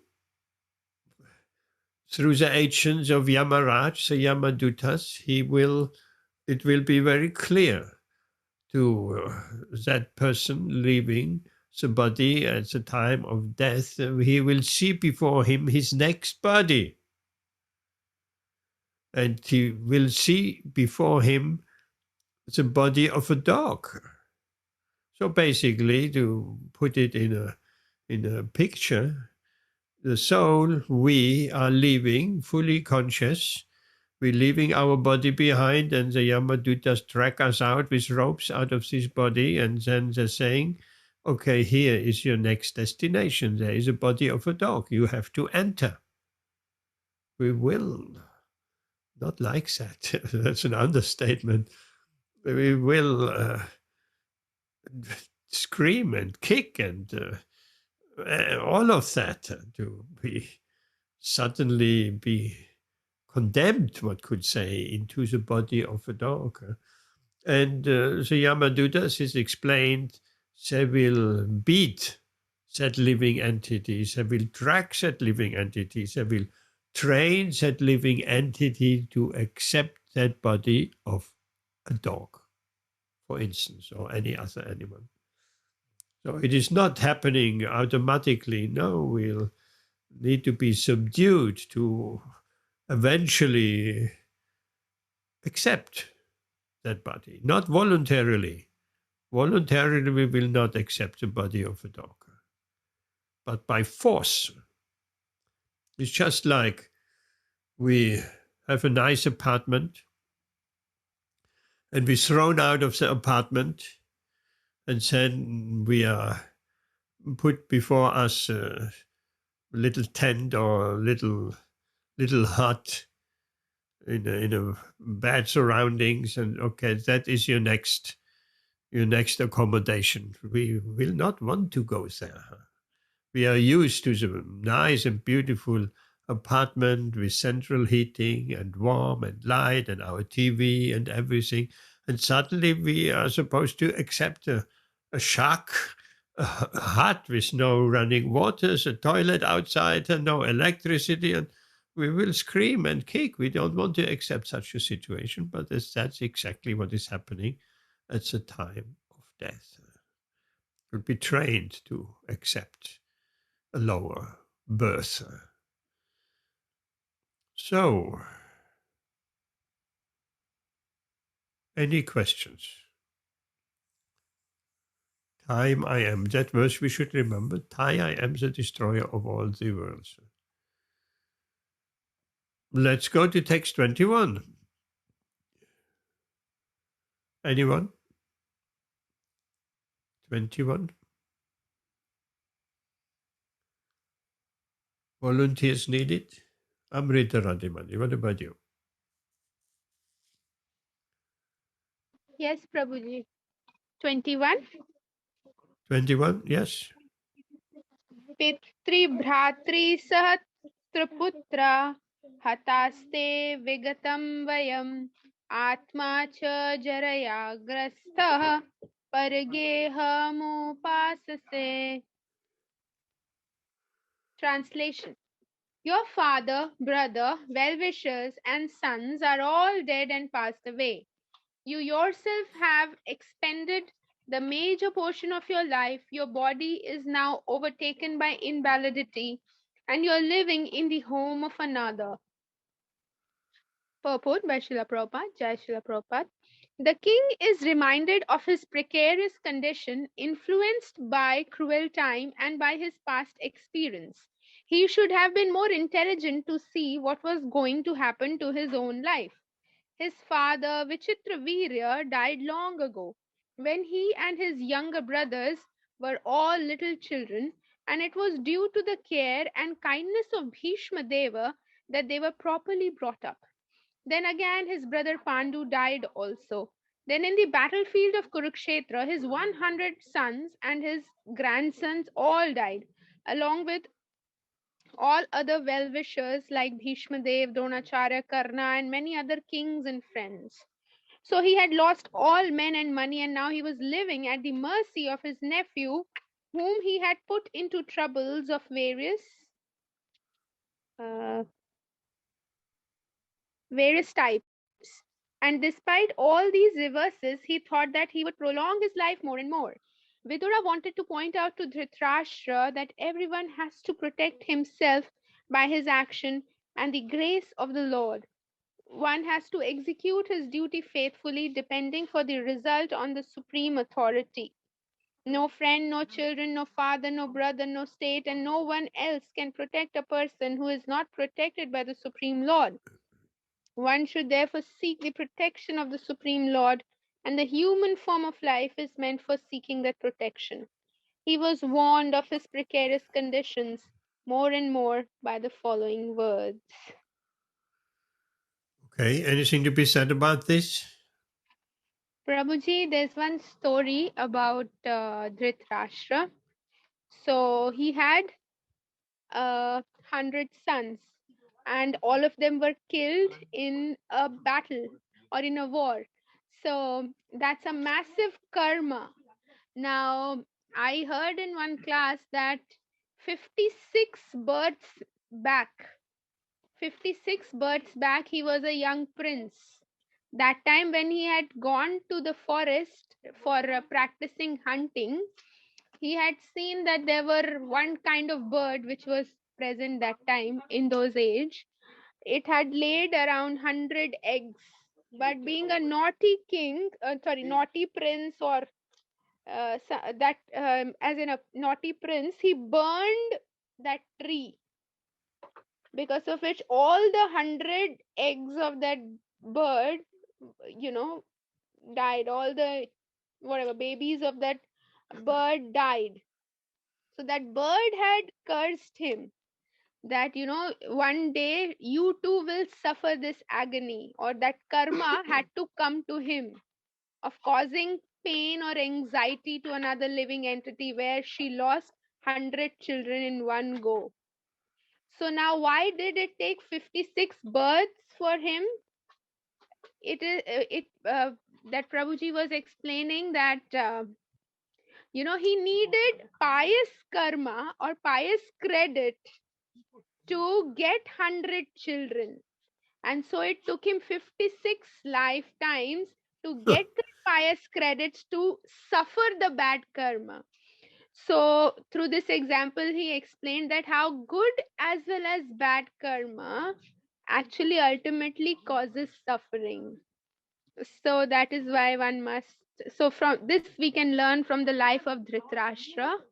And of course here we see how Vidura is kind of, pointing out that look at your condition. You want to maintain your life, that there's so much attachment to the body, which is first of all blind. Next, it is now simply you are simply living on the mercy of Bhima, who is the actual killer of your dearmost son, Duryodhana. So by this, he's trying to make Dhritarashtra think deeply about his existence. Thank you very much. Beautifully said. Yes, it is almost inconceivable. After all these intrigues supported by Dhritarashtra, how could he live even a moment at the palace? So we can only conclude because that was his comfortable position.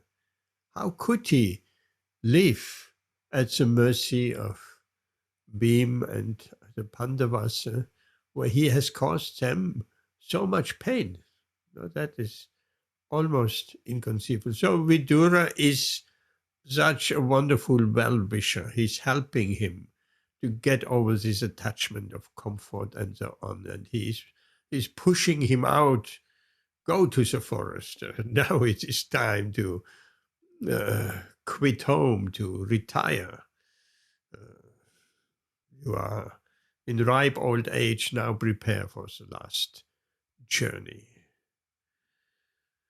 And also it shows, which we have many times heard about, that story you just told, Amrita Radhe Mataji.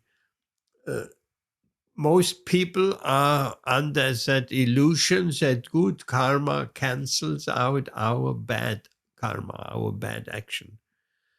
There is that story of the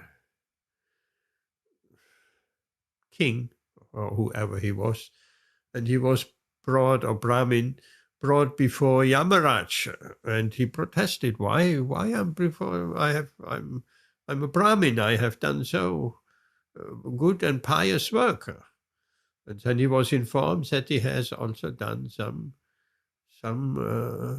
bad, sinful deeds, and we cannot be without sinful activities. With every step we walk, with every breath, we're causing some sinful karma. We're killing microbes, we're stepping on ants, even unintentionally. What to speak of intentionally, like animal killers. But even unintentionally, we incurring so many negative and bad karma.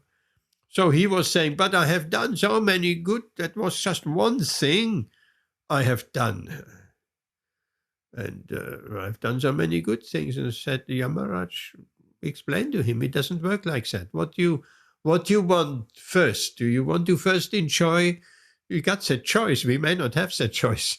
You want to first enjoy your good karma in the heavenly planets and then come down to Pluto, to the worlds of Yamaraj and suffer your sinful activity results? Or you want to first undergo the torture of hell and then go to the heavenly planets? So that's a misconception, that good cancels out bad or evil. No. The reaction we will get of good and of bad. But there is, of course, a way out. Krishna is, in his causeless mercy, he has spoken in the 18th chapter, text 66, Sarvadharma Parityajya, Mam Ekam Sharanam Vraja. So, I will clean your karmic slate. Wouldn't we all like our karmic slate to be cleaned? There is much written on that slate, not only our karma of this life, but our karma of many previous lifetimes. And that's all written on that karmic slate. That's all, almost we could say that's in our DNA, or it's not, it's in the heart. All is all recorded by Paramatma within the heart. He is a witness. He was a witness for millions of lifetimes.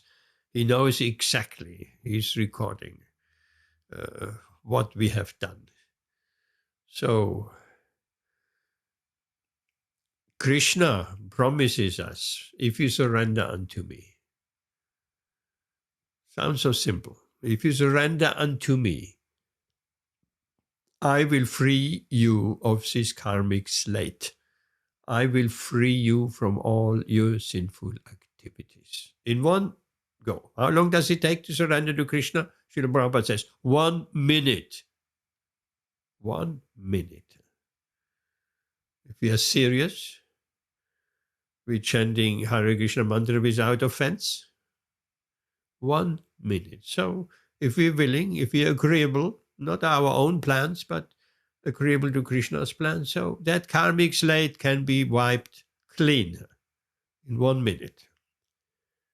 Or at least it may take some 10, 20, 30 or 40 years. If we don't have that time, then we'll have to make a double effort to surrender to Krishna. Okay, anything else? Prabhuji, I have just remembered something which I would like to share. It's related to this, and Ram Navami is also tomorrow. So Dasharath Maharaj, his 4 sons have got married in Mithila, and they have just come back with Vishwamitra. So he's very happy, of course. And then he notices whilst he's getting dressed some gray hair, and he gets very worried as soon as he sees that gray hair. So he asks for Vishwamitra, and Vishwamitra tells him, yes, your sons are grown up, and old age is approaching now. So you're getting old.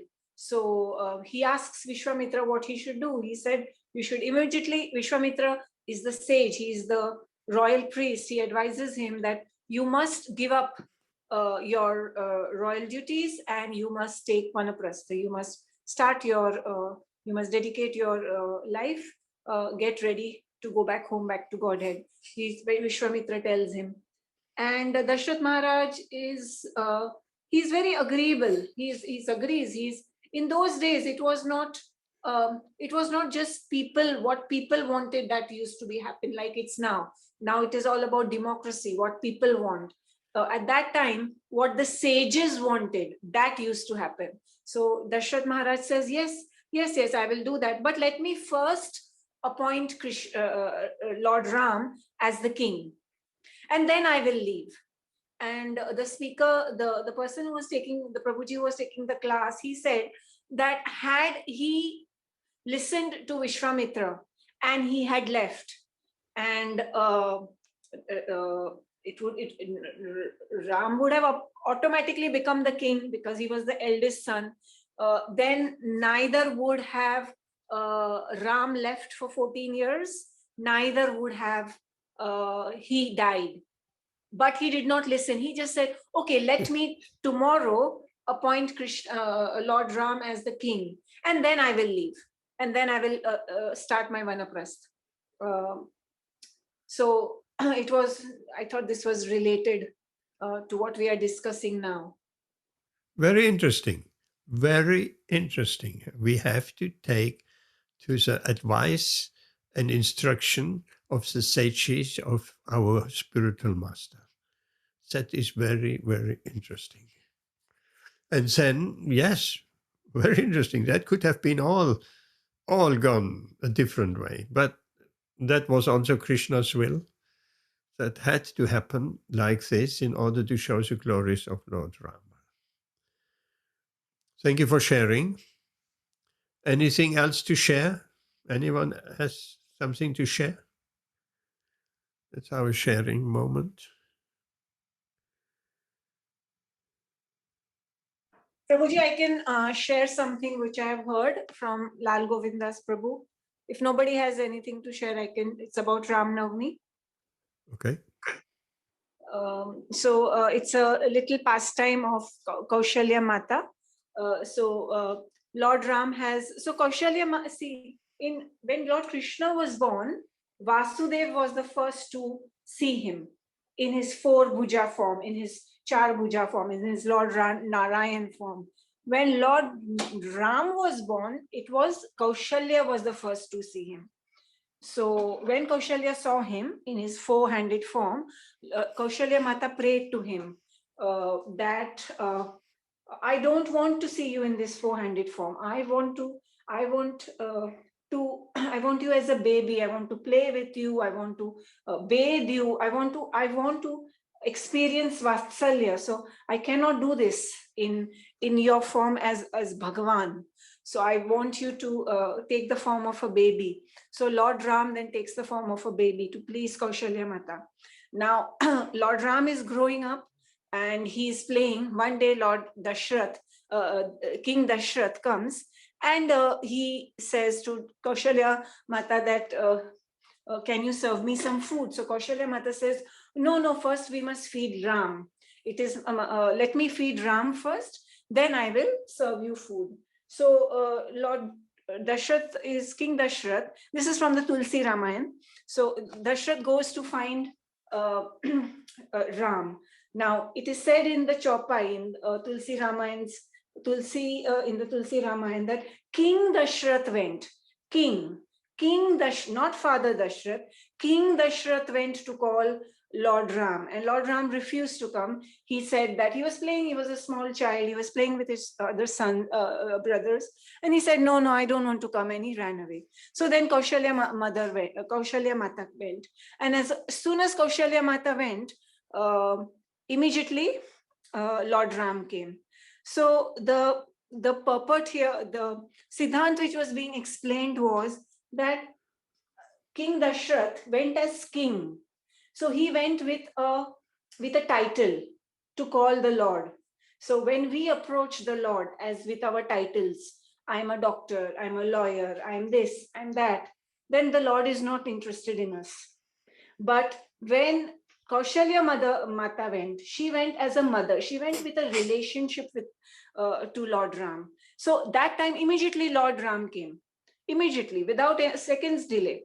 So that is the Siddhant, that you may be king, you may be anybody. The Lord is not interested in those titles. The Lord wants to see that relationship, wants that relationship with you, and which is why he reciprocated immediately with Kaushalya Mata. There was one more Siddhant which was explained. 3 points was explained by the speaker. I cannot remember the others. I just focused on this one point. Why Tulsidas is saying King Dashrath, and when he talks about Kaushalya Mata, he says Ma Kaushalya. Okay, Prabhuji, that was all about that. I just wanted to share it because it's Ram Navami tomorrow. Yes, thank you. That's beautiful. Krishna wants our love. Krishna wants our bhav. Krishna wants our feelings, our affection. He doesn't want our praise. Okay, that is okay. We praising Krishna as Vishnu and formality. That's the beginning. We should certainly do that. But actually, as we advance in Krishna consciousness, Krishna wants more. He wants our affection. He wants our love. That is bhakti. That is devotion. That's what we're after. And then the day will come, the opportune moment will come where Krishna will reciprocate with our feelings. Just like a child is reciprocating with the love of her mother. So a real relationship, a real reciprocation, and that is very much wanted. That is a forerunner of love. Bhava is a forerunner of love, of prema, of Krishna. So these feelings, these emotions, of course, these cannot be artificially achieved. It will come in the right time. Spontaneous love will awaken in the right time after practice of Krishna consciousness, according to our regulations and according to our duties. I was the other day hearing something from a devotee called Mahatma, a little video. Maybe I share it around. It's just very nice. Why it is so important that we observe a vow. Of course, nowadays people don't even take vows. But once we take a vow, either in front of guru and fire and deities and devotees, we're taking a vow. I will follow the 4 regulative principles and chant 60 rounds every day. That's a vow. But we can also take lesser vows. I vow to chant 4 rounds every day. That may not be in front of the fire, in front of devotees, in front of guru. But if it's done in front of devotees like we have done the Bhakti Riksha program before, that is also nice. We even get a certificate of the level of we are at 4 rounds, 8 rounds, and so on, and following 1 principle, 3 principles, 4 principles, and like that. So the point was, a vow should not be broken, because if we make a promise to someone, to our friend, to parents, or whoever, we make a vow and then we break that vow. What does that break? That breaks their trust in us, right? If someone makes a vow, a promise to you, and they don't follow that vow, then you're losing faith in that person, you're losing trust. So likewise, if we take these vows are actually for us. If we take that vow for us, I will chant 4 rounds, 5 rounds every single day. May come what may come. This is top priority. So if we break that vow, we're losing trust in ourselves, which is a serious, we're also losing trust, but we're losing trust in ourselves, which is a serious business. It's not very helpful for us in any circumstance. So maybe I share that video. It was nicely explained. And anyone else? Just one more question, Rashmi Mataji. How is your Sunday, Wednesday group progressing?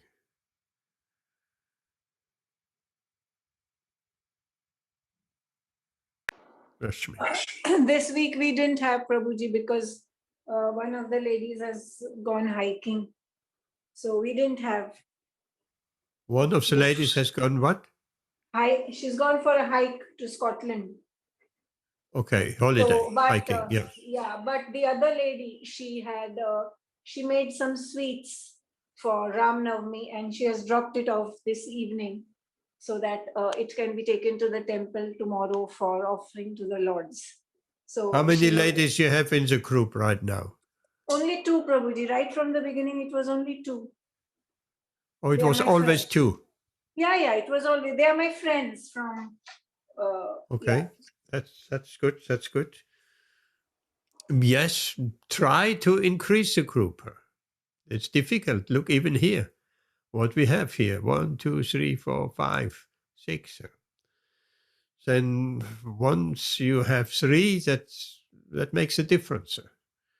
They maybe have friends they can invite. And you have become friends with them, that's very good. That's a strong bond, and that will help to sustain them, and they will advance in Krishna consciousness. Okay, thank you. And she comes back from hiking, you carry on with the group. Okay. I had an interesting experience today with a gentleman, Indian gentleman, and Hare Krishna said, yes, there is some Ram Navami celebration in Hamilton, or this and that. And then somehow I'll ask him, who is God? He said, oh, everyone. He gets this typical, everyone, Amba and this and this. I said, no, So you cannot say the prime minister, everybody is equal. That's actually that's Mayavad philosophy. It's all the same. It's not the same. So, the prime minister would be very much offended. It's all the same. The minister for transport, chancellor, Rishi Sunak, and it's all the same. It doesn't matter. All the same. No, it's not the same. The prime minister is a prime minister, and everybody is working under his authority. So it's a Mayavad philosophy. All the demigods is all the same. It doesn't matter.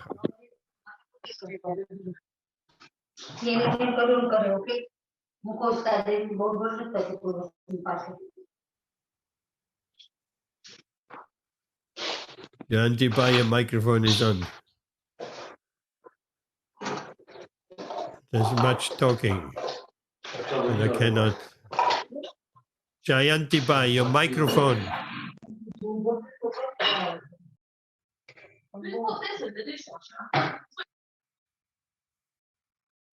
Okay. It was a microphone suddenly on. Okay, here we stop. We are past 9 o'clock. Have all a wonderful Ram Navami tomorrow. Ramachandra Bhagavan ki jai. And if you can, fast till sunset. And just drink something. Or if you cannot, just take some fruit. Or do some extra austerity for Lord Ram, basically. Do something. And increase your chanting. Maybe chant 1 round more than usual. Or 2 or 3 or 5 or 10 or 16, whichever. And we'll see you back on Wednesday or next Saturday. Here we stop. Hare Krishna. Thank you very much. Hare Krishna, Prabhuji. Thank you. Hare Krishna. Hare Krishna.